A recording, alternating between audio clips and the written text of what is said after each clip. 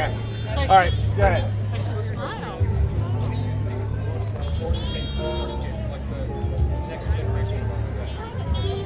How What is, the most important? What's the most important thing that the next generation needs to know about the Bay?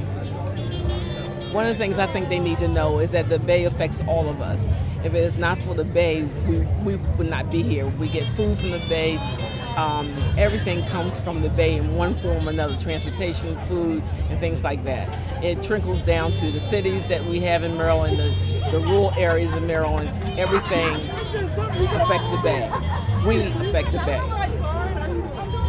I also think for recreational purposes, I think the Bay offers a lot of enjoyment, and we need to enjoy the Bay in that manner responsibly.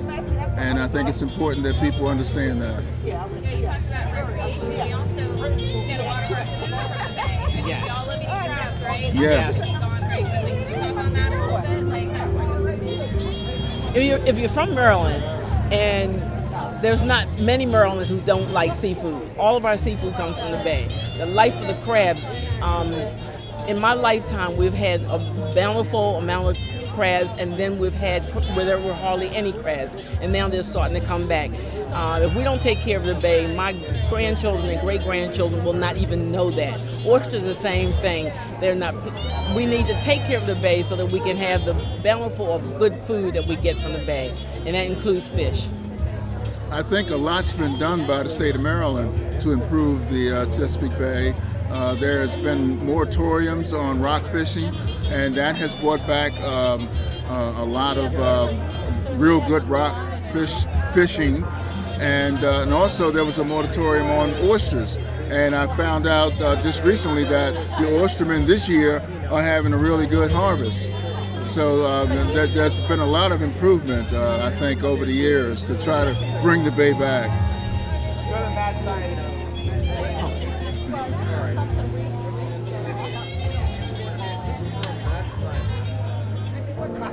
What invention would you create to help restore the Bay? My first thought was I would build the biggest drudging thing to drag everything up and recycle it in some kind of way. That would be the first thing I would do. And then the other thing I would do is find some kind of magical way to get the cities, especially Baltimore, to clean up the gutters and the sewer lines so that those things wouldn't destroy the Bay. I would build a device that would be attached to all of the sewage systems that drain into the Bay, that could filter all the trash and all of the tributaries that come into the Chesapeake Bay. Some type of device that would filter all of the water that comes from there.